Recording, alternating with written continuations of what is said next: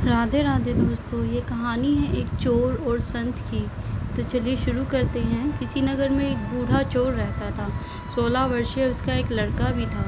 चोर जब ज़्यादा बूढ़ा हो गया तो अपने बेटे को चोरी की विद्या सिखाने लगा। कुछ ही दिनों में वो लड़का चोरी विद्या में प्रवीण हो गया। दोनों बाप बेटा आराम से जीवन व्यतीत करने लगे।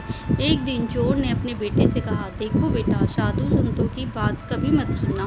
अगर कहीं कोई महात्मा उपदेश देता हो तो अपने कानों में उंगली डालकर वहाँ से भाग जाना, समझे? हाँ बापू, समझ गया।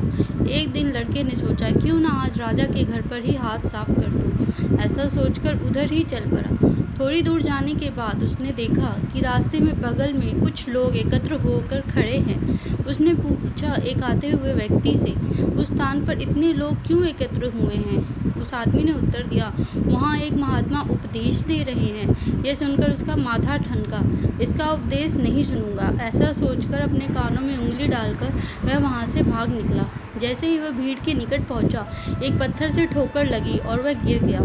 उस समय महात्मा जी कह रहे थे, कभी झूठ नहीं बोलना चाहिए। जिसका नमक खाए उसका कभी बुरा नहीं सोचना चाहिए। ऐसा करने वालों को भगवान सदा सुखी बनाए रखते हैं। ये दो बातें उसके कान में पड़ी। वह झटपट उठा और कान बंद कर राजा के महल की ओर चल दिया। वहाँ पहुंचकर जैसे ही अंदर जाना चाहा कि उसे वहाँ बैठे पहरेदार ने टोका, अरे कहाँ जाते हो? तुम कौन हो?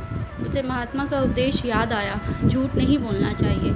चोर ने सोचा, आज सच बोलकर ही देखता हूँ। उसने उत्तर दिया, मैं चोर हूँ, चोरी करने जा रहा हूँ। अच्छा जाओ। उसने सोचा राजमहल का नौकर होगा, मजाक कर रहा है। चोर सच बोलकर राजमहल में प्रवेश कर गया। एक कमरे में घुसा, वहाँ ढेर सारा पैसा तथा जेवर देखकर उसका मन खुशी से भर गया।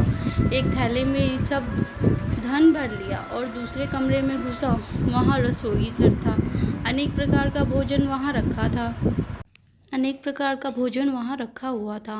वह खाना खाने लगा। खाना खाने के बाद वह थैला उठाकर चलने लगा कि तभी फिर महात्मा का उपदेश याद आया, जिसका नमक खाओ उसका बुरा मत सोचो।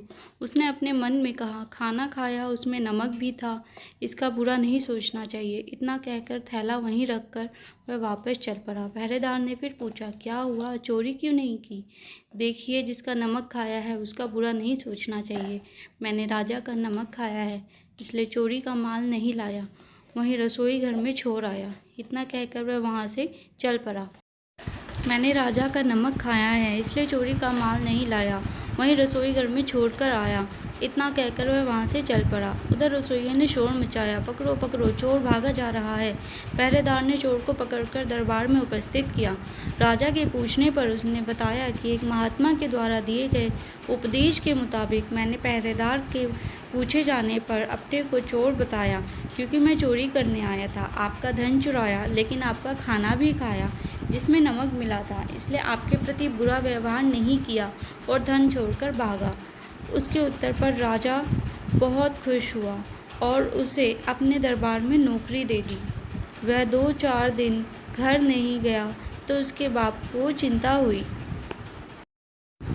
कि बेटा पकड़ लिया गया। लेकिन 4 दिन के बाद लड़का आया तो बाप अचंभित रह गया अपने बेटे को अच्छे वस्त्रों में देखकर। लड़का बोला, बापूजी, आप तो कहते थे कि किसी साधु संत की बात मत सुनो, लेकिन मैंने एक महात्मा की बात सुनी और उसी के मुताबिक काम किया, तो देखिए सच्चाई का फल मुझे राजमहल में अच्छी नौकरी मिल गई। कहानी सुनने के लिए धन्यवाद दोस्तों। अगर आपको ये कहानी पसंद आई हो तो प्लीज़ लाइक एंड सब्सक्राइब ज़रूर कीजिएगा।